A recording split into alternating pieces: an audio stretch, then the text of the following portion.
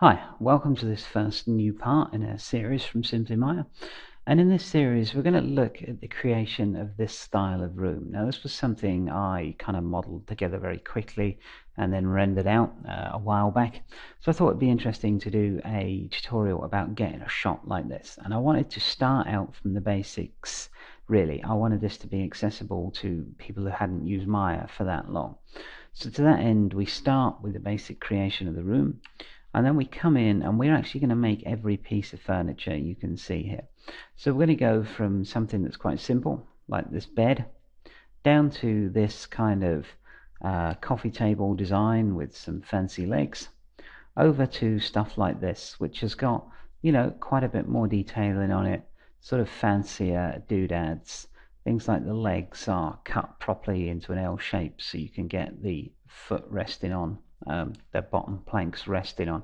When it's rendered, it just makes a difference to have the geometry like so. So we're going to go through techniques for quickly creating furniture for ArchViz. We're also going to look at the more mundane stuff, stuff that's easy to overlook but makes a big difference to a shop, like the skirting board, for instance.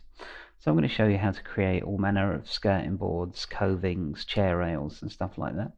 We'll also be creating various sundry things like door frames, window frames, wood paneling for walls and stuff that's not here.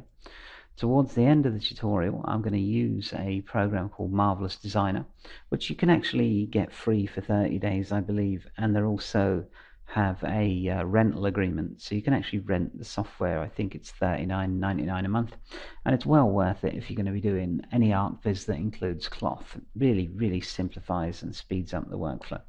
So with that in mind, we'll look at creating proxy objects for simulating cloth on, and then we'll actually simulate the cloth. So we'll be making stuff like these cloth chairs, this settee, this chair, and complicated drapery, as you can see behind you. Now obviously this is just in the viewport, so you're not really getting the full effect, especially as this cloth looks a bit jaggedy, but I can assure you it's smooth at render time. So that's basically what we're doing in this tutorial. We're going to start with a very basic shape, and we're going to move on and create basically a simple piece of furniture, a medium piece of furniture if you like, and then a more complicated piece of furniture. Now all of this is attainable by someone who's just started in Maya. I do go quite quickly through some of the stuff, but you should definitely be able to follow along. I'm going to start out slow and get faster as we move along. So I'm going to open a new scene and we'll get on with building the basic room shape. Now, as I probably mentioned, I took the inspiration for this from this shot that I created a while ago. So we're actually going to model the room to the same sort of dimensions that this one is modeled to. So for that, I'm going to bring in my image plane. So I'm going to just go to polygons and bring in an image plane. Okay, so I just want to get you to see how simple something like this floor plane would be. I'm going to take away some subdivisions. Okay, and assign a new material. Lambert. I'm going to come up here and just add a file texture into the color. And these are some of the textures I used in this tutorial. So you can see we're creating this style of wall paneling. This is the leg from our coffee table. These are the profiles I used to create various different skirting boards. So here I have a floor plan that I drew up in Photoshop. As you can see, very simple. And this will be the two rooms that are here. So this one is the main room and this one is the back room with those couches and lamp in. Alright, so it really is that simple. Now the technique I'm going to show you for this can be applied to a simple floor plan like this. It can also be applied to a much more complicated floor plan. Okay, but before we go any further, for those of you who are perhaps a bit newer to Maya than others, there's a couple of things that I want to show you that I always do before I start a new project, and one of those is to assign a new project. So bring up project window, and I'm going to click new, and I'm going to call this new room T for tutorial. Okay, when I accept, there'll be a folder in my Z drive, which is my network drive, created that will have all these subdirectories in it. So it just keeps all your stuff nice and organized. So accept that, and then you may have to go to set project, and here's some of my working junk that I normally keep in this drive. new room T, and there's all the directories I was talking about, and set. So that's now set us in this project, which means if I go File, Save As, I'll be in New Room Tutorial Scenes. Okay, and I can quickly flick through any of the other directories within this workspace. Alright, so that's one thing. The other thing is, during this tutorial, I'll be using the marking menus quite a bit. So if you see this sort of menu come up, then what I've done is, this sort of menu come up, then what I've done is press Shift and the right mouse button. Okay, so I normally do that for inserting edge loops and stuff like this. It's just a really quick way to get to your tools. The other thing I use quite a lot is the hotbox, which if you see this come up, that's the space bar. And this basically recreates all these menus up here without the need to constantly flick backwards and forwards between all the submenus. So for instance, if I wanted to use a deformer, I would have to go to the animation menu, create deformers, and then go there.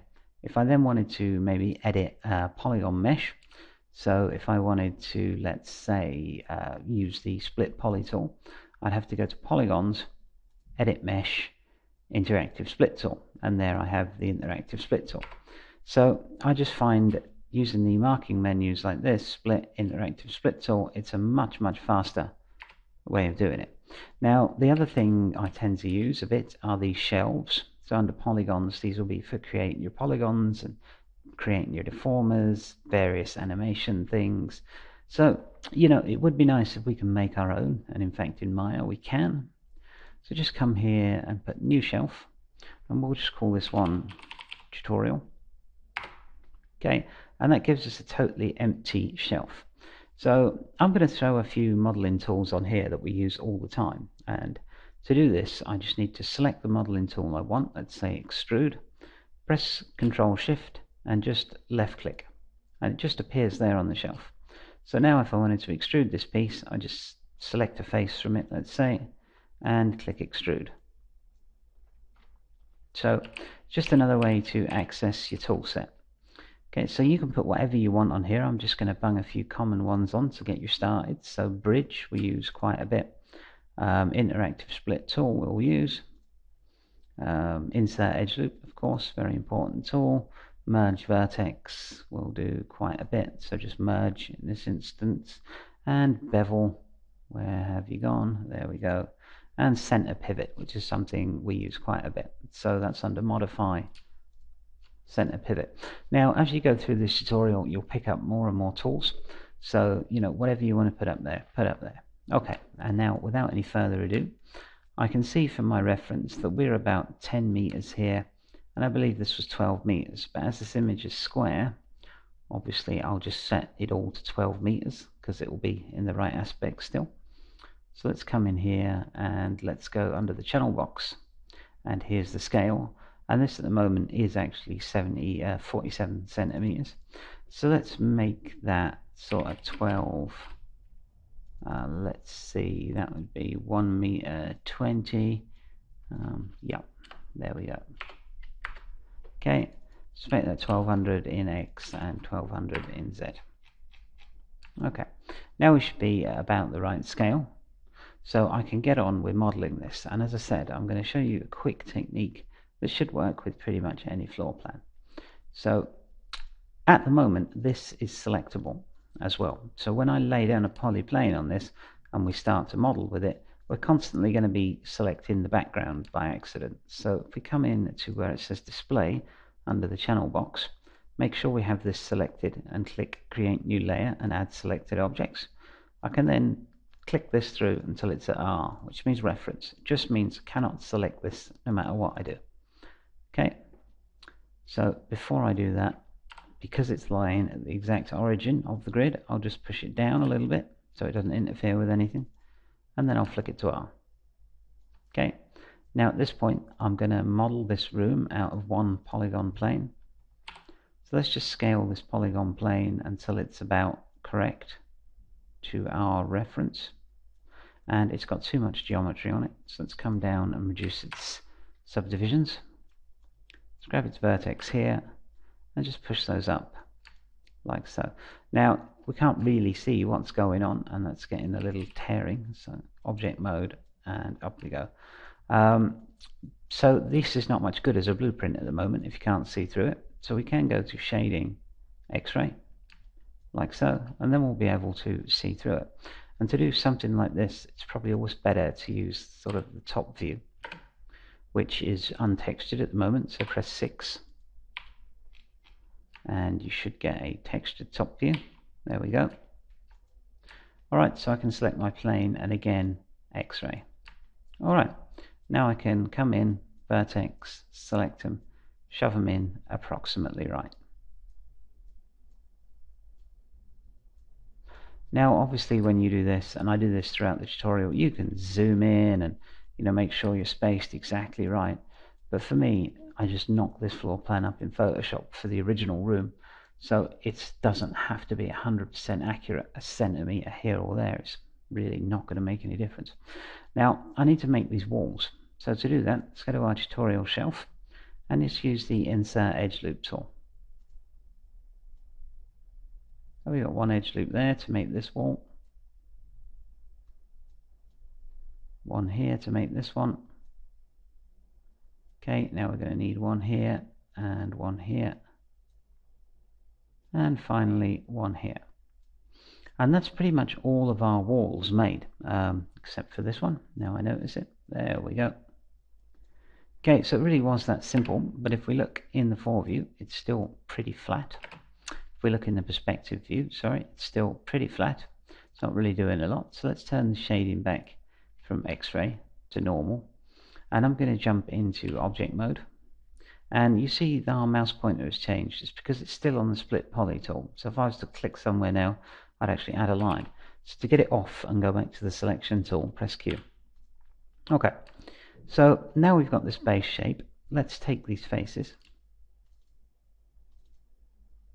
And I'm just clicking them round like so. Okay, and now all I do is extrude these upwards to form the wall. Okay, so I'll click here, I'll extrude on our shelf, and up we go. Really is that simple. Now this room is about 2.70 meters tall, I seem to remember. So if we go into the foreview, there's a really easy way to measure stuff like this. We just create measure tools, distance tool, and I'll click at the bottom of the house and at the top and see how tall we are. Okay, we're actually just over 3 meters there. So Q to go back to the select tool, and let's object mode, and let's select this. If you're having trouble selecting things like this, you can always pop open the outliner like so and select the second locator and just move this down to about 270, maybe 280, somewhere there. Okay, so we actually know how high our house should be. Let's select all the vertex across the top, make sure we've got them all, and just shove it down till it's about the required height. Alright, so we take a look inside our house now. There is the basic beginnings of our room. Now of course we'll need to cut some doors out. So I know that from preparing this shot already, my doors are around 220 wide by 250 high. So again, we can use the measure tool. Just come in here and grab the measure tool. So create and measure tools, distance tool. And I'm going to use the top view for this. So I want my door to start about here, and I want it to go for about 250. So there we've got about 224, not quite enough. And I can actually go window outliner from here. And let's select this measure point, and let's just get that to about 250. I will need a measurement upwards as well. So I can press G again, which will redo the last tool, which in our case was the measure tool. So now I need it about 250 high. So 212, once again, select the correct point. There we go. And move that up to about 250. So around there. Okay, like I said, we're not looking for a millimeter perfect accuracy here. Just within a few centimeters is actually good enough for this. So now I'm going to need to cut a hole in this. So again, I'm just going to use the Insert Edge Loop tool, and I'm going to cut it about here. I'm going to cut it about here. That corresponds roughly to our marking points, and it should be about yay high, so about 240 centimeters high. Okay, and what we haven't got at the moment is an edge loop on the back of the house. So I'm going to need to put one in at approximately 240. So let's just do that by eye. And you can see now the discrepancy. This outside edge loop, which would make one side of the door, is a lot taller than this one, which would make another side. So there's a very, very simple solution to this. If I go into the side view here, I can kind of see that inside edge loop and this outside edge loop. So I can just go vertex, select all of these vertex, both the inside and outside, hit R and scale them together, and you'll see that they just come to the same height exactly. Now I could kind of make it taller or shorter, but now I can line it up with that 240 mark, 246 mark. And we're perfect. We're both at the same height, which means that when I come to cut a hole in this doorway, so just face mode, delete, I'll get them both. There you go, done. Quick hole in the door. Right, now in my shot, I have kind of a bay window coupler thing going on there, but we'll take that in a second. Okay, first let's get this door in, and this door is the same size as this one. So I can actually either reuse these or just create new ones. It's pretty simple to create new ones, so let's just come in, and we were at about 250 by 240 maybe. So let's just recreate that. It's easy enough. Okay, that's so I'm still on face mode, so just press F8 to go back to normal mode, and let's come in here and cut another hole for this doorway. Okay, so create measure tools, distance tool, and I know I want my doorway to start around here and finish probably around here. So that's 230, and I'm just going to flick this back off X-ray and back to wireframe. Okay, so I got this at 230, which is obviously too small. I want it around 250. So once again, sometimes just easier to use the outliner. And the reason that happened and we're not seeing an outliner is because you can't have it open in two places. Okay, so if I do that again, I will now get the outliner. So I can select this one and move it to say 250. Okay, I don't actually have to measure the height because we already have the height edge loop here. We will need one on this side as well. So let's come along and put one on this side. Let's try and get them about as accurate as we possibly can. Okay, and that's gone around the outside of the building, so I'll just undone that. There we go, and this is the one for the inside of the building. So that should be about there. And we can once again use the scale vertex trick. So if we go back to the foreview, okay, I can see that edge loop and this one are a little off height, so I can just select all the vertex along this row here, done, and just scale them together, and that will get them to be all exactly the same height. So I don't, yeah, as I said, I don't need to measure the height of the doorway because we already have this line in for it. I just need the kind of width. So let's go with an edge loop down here like so, and an edge loop down here like so, and I can now flip into face mode and cut a hole through the doorway. Okay, so now I'm through into the back room. So if I actually go like this and sort of position this camera, if it'll stop playing silly beggars on me. Sorry, I got a cat hair in my mouse. It's one of the hazards of living with two cats. But there you go. So this is kind of the same angle that we have from our tutorial shot here. I'm using a slightly wider angle lens in here, I think, so that's why I could just catch this back window. But you basically got your through hole here. You've got a back window here and a front window here. So we, of course, need a back window here. That's actually a back doorway. But first off, I want to just put on the outside of this building the little kind of I don't know if you can see it in the shot, but these curtains are recessed into the wall because this whole thing is like a giant bay door. So let's do that. Now that's also pretty easy, but I'm going to want to give it, you'll see all my walls have thickness, and I like that. So when I pull this out, I want it to have thickness as well. So I'm going to kind of come in here and give it sort of a wall thickness with these edge loops. All will become clear in a second. And then I'm going to go into face mode, press Q to make sure I'm on the selection tool. I'm going to select all these faces, and I'm just going to extrude them. So just pull them back a bit. Okay, and I can use that to create this little sort of cupola that I can then recess the curtains into and everything. Alright, so that's looking absolutely fine. Alright, so we're on the sort of basic shape building now, and it's going pretty well. We've got some very obvious flaws though, like these holes in all this geometry, which is not a great thing, but it is easy to fix, so we'll use another tool for that. So for this, I'm going to just bridge. So I'll show you here first. Let's close this one up. So edge mode, select here and here, and use the bridge function. Okay, if this bridge function comes in with many segments, or it's kind of rounded, or it doesn't look like that, you're going to need to set the options to do the same as mine. So I'll use the marking menu this time, so shift right click and bridge and bring up its options box.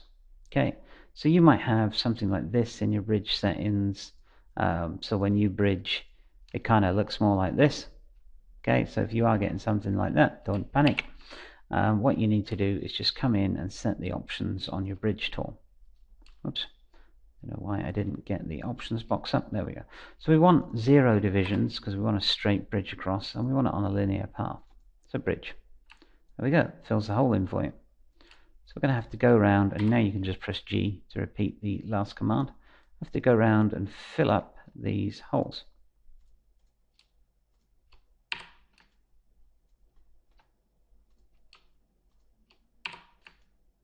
Okay, so nothing too incredibly difficult there. And do I actually have a hole?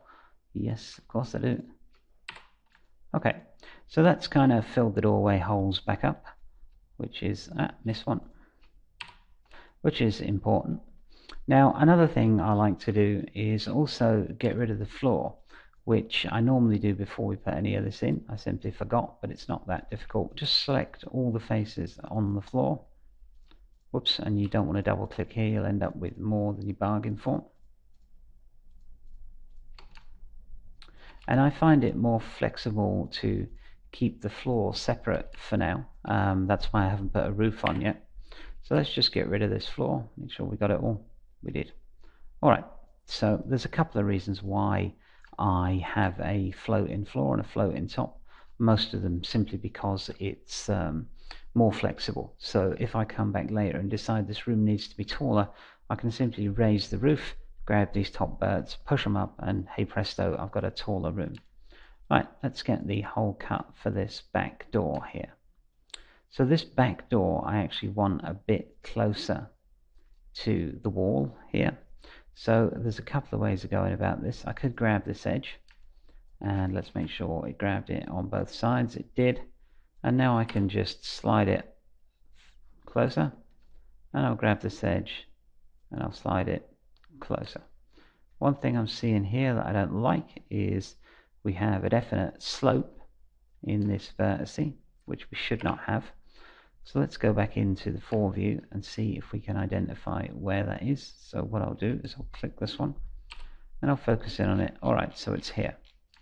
So when we were scaling our vertex together, we obviously missed one. Okay, so as you can see, we've missed a few here. So let's grab all the ones along this row. Okay, and scale them inwards. Right, so that's straightened up everything there. Yes, great. And then we'll have to grab all the ones on this row as well. and scale them inwards. Alright, I think the problem here is, let's see, that we're not actually getting these as well, so let's focus here and we're going to use the other view. Alright, no, we're just missing a few, so hold shift and go this way and scale, and we're actually still missing a few, so let's make sure we grab them all.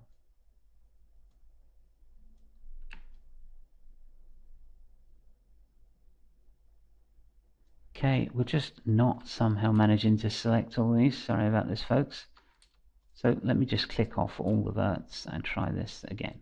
Alright, now we appear to have them all. Sorry, it's just me being a bit mouse click happy. Okay, so just scale them all up until they won't scale anymore.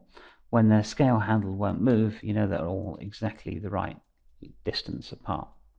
Okay, there we go. Sorry about that little mess up there, but now they're all perfect.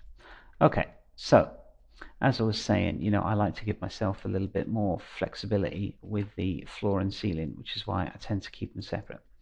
Now we can come back here, select this edge, and now I've got no problems moving it up and down. I'm just going to move these into where I think the back wall should be, the back door hole, should I say, and there, that'll do. Surface. Cut this one, cut this one. Let's just check that it all went according to plan. It did. And now we can once again bridge across. So edge mode, click and click, bridge. Okay, and you can just come in and select these other edges, press G. Other edges, press G. And it really is that simple. There is the basic shape of our room, and if I get a shot lined up, what we've got here is pretty much what we had in the tutorial shot. So you've got slightly visible back room here, and you know, the back door frame here, and obviously we need to put the furniture and everything in, but for creating the basic shape, that's it, folks. You will need, of course, a floor, so let's just get rid of our reference for now. And let's create a polygon plane. Okay, let's scale this up to the requisite size, and I can use the top view to get this much more accurate. And of course it doesn't need all these subdivisions for now, so just vertex, grab these, whack them down this way like so, and like so, and like so, and like so, and there is our floor. And we can then just Control D once we're in object mode. Let's see, yeah, Control D to duplicate that. Okay, and there we have our ceiling. So now when I look in, I have a floor and a ceiling, and somehow our floor seems to have been moved. Let's see. Okay. Why is this one too small? Oh, I know, because my house is not on the grid. Okay, so I'd still need to put a floor in for this doorway here, and obviously now the roof is too high. Now I've moved the house down. There we go. So there you go, one basic shape of the room. Now it's not going to start to look like anything in particular until we start to get the skirting board in, and more importantly start to get a few pieces of furniture in, because that's when you really start to get a sense of scale. But that is, you know, a really quick way to come in and create a room shape. So we've got an internal door frame, although without the door frame model onto it. We've got a back room door and a front room door, and I'd probably for this tutorial even come in and cut a window out here somewhere. So what we'll do in the next part is we'll start by making some simple skirting board, and then we'll move on to some wall paneling, and then some furniture, and then everything else. And by that time we'll come back to the room at the end to place the furniture and put the coving and do any final tweaks. Because, once I've got the basic shape, I don't want to kind of start putting skirting board down until I've modelled the doorways and the door frames, because obviously then I'd have to change everything about. So this will be our basic room shape, and I'll be back in a minute to show you how to make sort of coving picture rails and stuff like that. So I hope you found this informative, and thank you for watching.